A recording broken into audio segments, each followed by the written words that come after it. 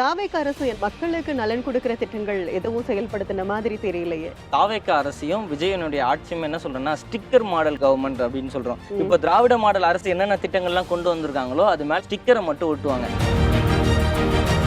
தாவேக அரசு அப்படின்னு பேசும்போது அரசு பள்ளிகள்ல மாணவர் சேர்க்கை விகிதம் ரொம்பவே குறைஞ்சிருக்கு. அது மட்டும் இல்லாம 5 அரசு பள்ளிகள்ல மூடி இருக்காங்க, ஒரு மாவட்டத்துல மட்டும். இப்படி மூடுறது எல்லாமே நவோதயா பள்ளிகள் பிஎம்ஸ்டி ஸ்கூல்ஸை ஒன்றிய அரசினுடைய உதவியோட தமிழ்நாட்டில் நிறுவனத்துக்கு பார்க்குற ஐடியாவா தெரியுது.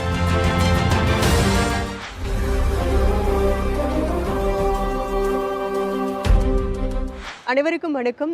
இப்போ இருக்க காலகட்டத்தில் இளைஞர்கள் ரொம்ப தீவிரமா அரசியல் பேச ஆரம்பிச்சுட்டாங்க.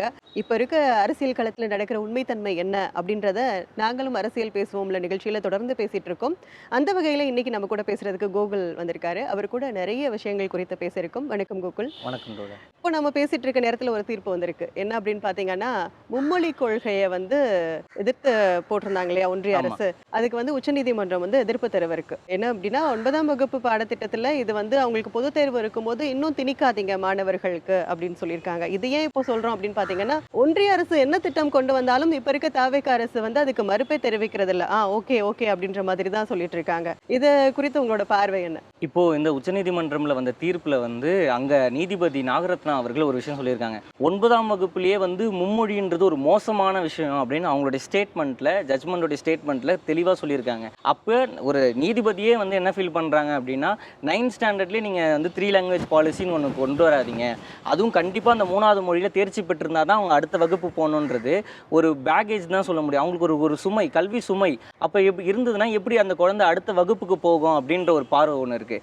ரெண்டாவது, இந்த கேஸ் எதன் அடிப்படையில் நவோதயா ஸ்கூல்ஸ் அப்படின்னு ஒன்று, இப்போ ஒன்றிய அரசினுடைய நவோதயா ஸ்கூல்ஸை தமிழ்நாட்டில் எங்கெங்கெல்லாம் கொண்டு வரலாம் அப்படின்னு ஒன்றிய அரசின் சார்பாக இந்த வழக்கு உச்சநீதிமன்றம்ல போடுறாங்க. இப்போ இதில் முக்கியமான விஷயம் என்னன்னா, இதில் உச்சநீதிமன்றம் கேட்குறாங்க, நவோதயா ஸ்கூல்ஸை நீங்கள் எங்கெங்கெல்லாம் அலாட் பண்ண போறீங்க தமிழ்நாட்டில், அதுக்கு பதில் சொல்லுங்க. முதல்ல இதுக்கு உங்களுடைய ஸ்டாண்ட் என்ன?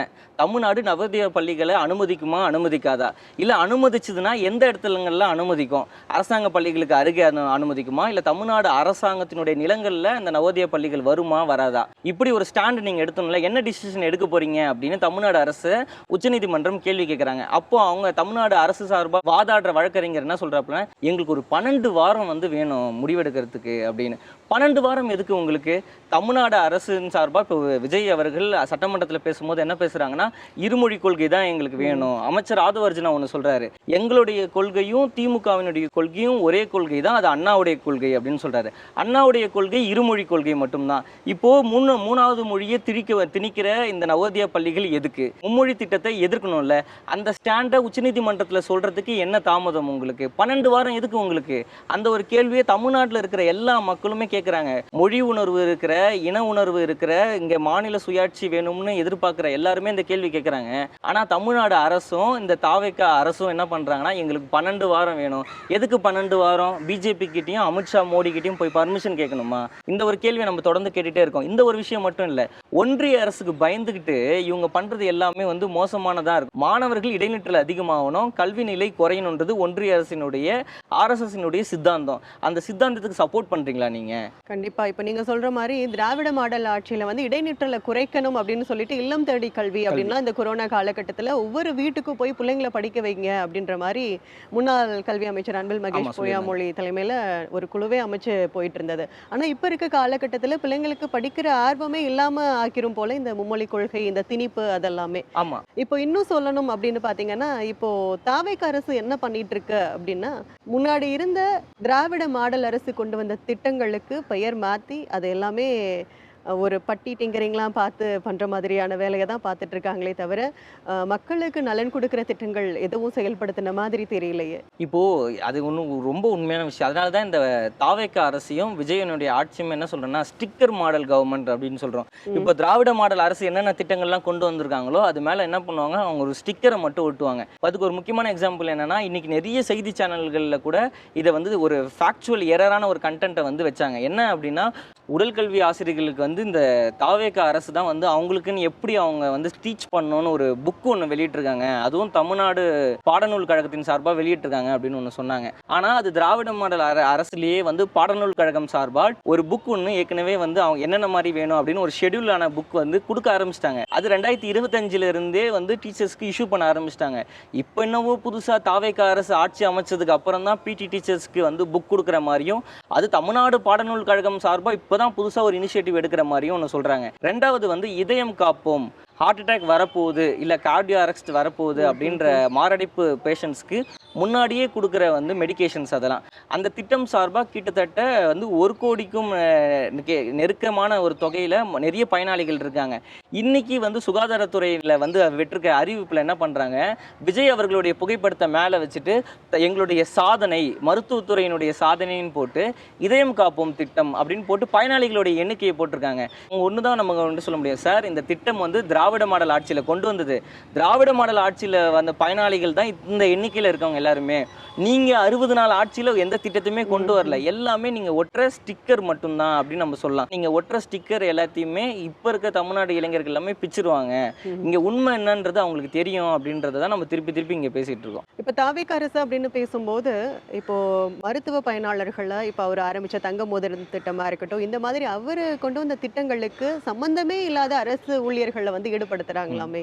இது வந்து முக்கியமான ஒரு விஷயம். தமிழ்நாட்டில் இருக்கிற மக்கள் எல்லாருமே இதை தெரிஞ்சுக்கிட்டே ஆகணும். என்னன்னா தமிழ்நாடு அரசு மருத்துவமனைகளில் எப்பவுமே வந்து மருந்துகள் எல்லா விதமான மருந்துகளும் எல்லா விதமான இன்ஜெக்ஷன்ஸ்னு சொல்லுவாங்க அதுவும் இருக்கும், வேக்சினேஷன்ஸ்க்கான எல்லா இதுவுமே எப்பவுமே இருக்கும். அதுக்கு காரணம் என்னன்னா தமிழ்நாட்டில் மட்டும்தான் ஒரு ஸ்பெஷலைஸ்டு கமிஷன் ஒன்று இருக்குது, தமிழ்நாடு மெடிக்கல் சர்வீஸ் கமிஷன் ஒன்று சொல்லுவாங்க, டிஎன்எம்எஸ்சி. அவங்க என்ன பண்ணுவாங்கன்னா தமிழ்நாட்டுக்கு அரசாங்க மருத்துவமனைகளுக்கு ஆரம்ப சுகாதார நிலையங்களுக்கு தேவையான மருந்துகளை வந்து கொள்முதல் பண்ணுற முக்கியமான வேலையை செய்கிறவங்க. டிவிகே அரசு என்ன பண்ணுறாங்கன்னா அவங்களுடைய தங்க மோதிர திட்டம் இருக்குல்ல, தாய்மாமன் தங்க மோதிர திட்டம்னு ஒரு திட்டம் இருக்கு, அதுக்கு தேவையான அந்த குழந்தைங்களுக்கு மோதிரம் போடுறதுக்கு தேவையான தங்கத்தை கொள்முதல் பண்ற வேலையை தூக்கி யார்கிட்ட கொடுத்துருக்காங்கன்னா அவங்க கிட்ட கொடுத்துருக்காங்க. அப்போ அவங்களுடைய வேலை பாதிக்கப்படாதா? இது வந்து அவங்களுடைய கூடுதல் சுமை தான். அப்படி கூடுதல் சுமையா இருந்ததுன்னா வாங்க வேண்டிய மருந்துகளுடைய எண்ணிக்கை குறைஞ்சிடாதா? அவங்க மருந்துகள் கொள்முதல் பண்ற வேலை வந்து குறையும். அப்ப என்ன ஆகும்னா ஒரு பெரிய ஆபத்து ஒன்று நடக்கிறதுக்கான ஒரு வாய்ப்பா இது இருக்கும். இதை சொன்னா அவங்க இன்னும் ஏத்துக்காம நாங்க தான் ஆட்சியில் இருக்கோம், நாங்க என்ன வேணா பண்ணுவோன்ற அந்த ஒரு தலை கணத்தோட ஒரு திமிரோட இருக்காங்க அவங்க. இப்போ இந்த தாவேகா அரசு இவ்வளோ விஷயங்கள் இருக்கு, இதுல கவனம் செலுத்தலாம். ஆனா அவங்க இதுல கவனம் செலுத்துறாங்க அப்படின்னு பாத்தீங்கன்னா இந்த பழனி நில அபகரிப்பு வழக்கு இருக்கு இல்லையா, அந்த மோசடியில நேத்து வந்து ஒருத்தர் வீடியோ போட்டிருக்காரு. இந்த மாதிரி அதுக்கு வந்து கைது பண்ணிட்டாங்க அப்படின்றதையும் ஃபுல்லா இவ்வளோ இதுக்கு மதிப்புள்ள நிலம் அதை இவ்வளோக்கு வித்திருக்காங்க, இதுல இவ்வளோ பேர் ஈடுபட்டிருக்காங்க, இதுல கைது பண்ணியிருக்காங்க அப்படின்னு சொல்லிட்டு வினோத் சூரியகுமார் அப்படின்ற ஒருத்தர் வந்து போட்டிருக்காரு. உடனே அவரை கைது பண்ணிட்டாங்க. இப்போ அவங்களோடது என்னன்னா அவங்கள விமர்சனம் பண்ணா உடனே கைது. இதுதான் தாவேகா அரசு கையில் இப்போ எடுத்திருக்காங்க. விஜயோட தாவேகா அரசுக்கு ஒரு விஷயத்த சொல்றோம், இந்திய குடிமகனா பிறந்தா அவங்க யாரை வேணா எப்படி வேணா விமர்சனம் பண்ணலாம், அதுக்கு வந்து கான்ஸ்டியூஷன்லயே இடம் இருக்கு. அதனால ஒரு விஷயத்த புரிஞ்சுக்கோங்க, நீங்க பண்ற தவறையும் தப்பையும் சுட்டி காட்டுறதுனால நீங்க அரெஸ்ட் பண்ணுவீங்கன்னா தமிழ்நாட்டில் இருக்கிற எல்லா மக்களையும் நீங்க அரெஸ்ட் பண்ண வேண்டிய நிலைமை தான் வரும். ஏன்னா நீங்க அவ்வளவு தப்புகள் பண்றீங்க. உங்க மேல இருக்கிற ஊழல் குற்றச்சாட்டுகள் எல்லாத்தையுமே ஏத்துக்காம தலைமை செயலகத்தில் பேட்டி கொடுக்கும்போது என்ன சொல்றீங்கன்னா தவறு நடந்துருச்சு, தப்பு நடந்துச்சுன்னு சொல்றீங்க. முதல்ல அந்த நடைமுறையை மாத்திக்கிட்டு உங்களோட ஊழல் குற்றச்சாட்டு வந்தா அதை ஏத்துக்கிட்டு மாத்திக்கோங்கன்றதை தான் நம்ம தொடர்ந்து சொல்லிக்கிட்டே இருக்கோம். கண்டிப்பா இப்ப தாவேகா அரசு அப்படின்னு பேசும்போது அரசு பள்ளிகள்ல மாணவர் சேர்க்கை விகிதம் ரொம்பவே குறைஞ்சிருக்கு. அது மட்டும் இல்லாம 5 அரசு பள்ளிகள்ல மூடி இருக்காங்க, ஒரு மாவட்டத்துல மட்டும்.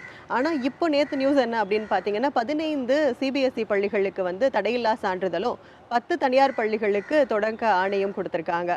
இது வந்து அரசு பள்ளிகள்ல மாணவர் சேர்க்கையை குறைக்கிறத தாண்டி ஒரு கவர்மெண்ட் ஸ்கூல்ல படிச்சாலே வந்துட்டு இவ்வளவுதானா அப்படின்ற மாதிரி மக்களோட மனநிலைமையை இப்ப இருக்க தாவேகா அரசு மாத்திட்டு இருக்கு. ஏன்னா கடந்த திமுக ஆட்சியில பாத்தீங்கன்னா கவர்மெண்ட் ஸ்கூல்ல படிக்கிறது வந்துட்டு வறுமை இல்லாத ஒரு ப்ரைடு அப்படின்ற மாதிரி சொல்லியிருப்பாங்க முன்னாள் அமைச்சர். ஆனா இப்போ வந்து இப்படி இருக்க காலகட்டம். இன்னைக்கு தமிழ்நாடினுடைய கல்வித்துறை வந்து ஒரு இழிவு நிலை அவலநிலையில வந்து செயல்பட்டு இருக்கு அப்படின்றதுக்கு வந்து இது ஒரு எக்ஸாம்பிள். அது எப்படி ஒரு மாணவர் கூட சேர்க்கை இல்லாம இருக்கு அப்படின்றதுனால அரசாங்க பள்ளியை மூடி இருக்காங்க. ஆனா புதுசா வந்து நீங்க என்ன பண்ணிருக்கீங்க, 15 சிபிஎஸ்இ ஸ்கூல்ஸுக்கு என்ஓசி கொடுத்துருக்கீங்க, அதாவது தடையில்லா சான்றிதழ் கொடுத்துருக்கீங்க. 10 பிரைவேட் ஸ்கூல்ஸுக்கு வந்து அனுமதி கொடுத்துருக்கீங்க புதுசா தொடங்குறதுக்கு. இதுக்கு உங்களுக்கு நேரம் இருக்குன்னா புதுசா வந்து மாணவர்களை சேர்க்கை கவர்மெண்ட் ஸ்கூல்ஸ்ல சேர்க்கறதுக்கு உங்களுக்கு நேரம் இல்லையா? உங்களுடைய பள்ளிகளை தரம் உயர்த்துறதுக்கு நீங்க என்ன பிளான் வச்சிருக்கீங்க? அந்த பள்ளிகளை தரம் உயர்த்தினீங்கன்னா குழந்தைங்க தானா வந்து என்ன பண்ணுவாங்க, அதுக்குள்ள சேர போறாங்க. அங்க அங்கே வந்து ப்ராப்பரான செட்டப் இருந்ததுன்னா பசங்க வந்து சேர போகிறாங்க. திராவிட மாடல் ஆட்சியில் எல்லா தொடக்க பள்ளிகள்லையுமே ஸ்மார்ட் கிளாஸ் கொண்டு வந்து ஸ்டூடெண்ட்ஸே யூஸ் பண்ணுவாங்க ஸ்மார்ட் கிளாஸை. அந்த மாதிரி சிறப்பாக கொண்டு வந்தனால தான் ஜிஇஆர் ரேட் வந்து தமிழ்நாட்டில் அதிகமாக இருக்குது. இந்திய சராசரியை விட 50% தாண்டி இருக்கிறது வந்து தமிழ்நாட்டினுடைய பெருமை. அதுதான் நம்ம ஜிஇஆர் ரேட்டை வந்து உயர்ந்திருக்கு. ஆனால் இப்போ என்ன ஆகுது, மாணவர் சேர்க்கையே கவர்மெண்ட் ஸ்கூலில் இல்லைங்க, அதனால் நாங்கள் கவர்மெண்ட் ஸ்கூலை வந்து மூடிட்டோன்னு ஒரே மாவட்டத்தில் 5 ஸ்கூலை வந்து க்ளோஸ் பண்ணியிருக்கீங்க. அது விஷயம் தப்பு. முடிஞ்ச அளவுக்கு தமிழ்நாட்டில் இருக்கிற கல்வி நிலையங்களுடைய தரத்தை உயர்த்துறதுக்கு என்ன பிளான் வச்சுருக்கீங்க அதை சொல்லுங்கன்னு கல்வி அமைச்சருக்கு சொன்னால் அவருக்கு டைம் இருக்காது. அவருக்கு தன்னுடைய முதலமைச்சரை அண்ணன் புலி போல பாய்ந்து குருவி போல பறந்து இப்படி தான் பேசிகிட்டு இருப்பாரே தவிர கல்வி நிலையங்களை உயர்த்துறதுக்கு தரம் உயர்த்த என்ன பண்ணுவீங்கன்னு கேட்டிங்கன்னா பதில் சொல்ல மாட்டாங்க. நம்ம சொல்கிறது தரம் உயர்த்துங்க, மாணவர்களுடைய சேர்க்கையை அதிகம் பண்ணி இன்னும் மூடாதீங்க, முடிந்த அளவுக்கு பள்ளிகளை திறக்க தான் பார்க்கணுமே தவிர மூடக்கூடாது. இப்படி மூடுறது எல்லாமே நவோதயா பள்ளிகள் பிஎம்ஸ்டி ஸ்கூல்ஸை உங்க ஒன்றிய அரசினுடைய உதவியோட தமிழ்நாட்டில் நிறுவனத்துக்கு பார்க்குற ஐடியாவா தெரியுது. பிஜேபியோடைய ஒரு அடுத்த ஒரு செகண்ட் டீமா பி டீமா செயல்படுறதுக்கு இவங்க பண்ற வந்து ஒரு அடுத்த முதற்கட்ட வேலையா தான் இந்த கவர்மெண்ட் ஸ்கூல்லாம் மூடுறதா நான் பார்க்குறேன். கண்டிப்பா இன்றைக்கு நடக்கிற அரசியல் காலகட்டத்தில் நிறைய உண்மைத்தன்மை அதோட நிகழ்வுகள் ஆராய்ந்து ரொம்ப விளக்கமா பேசுனீங்க. நம்ம தொடர்ந்து அரசியல் பேசுவோம். நன்றி. தேங்க்யூ.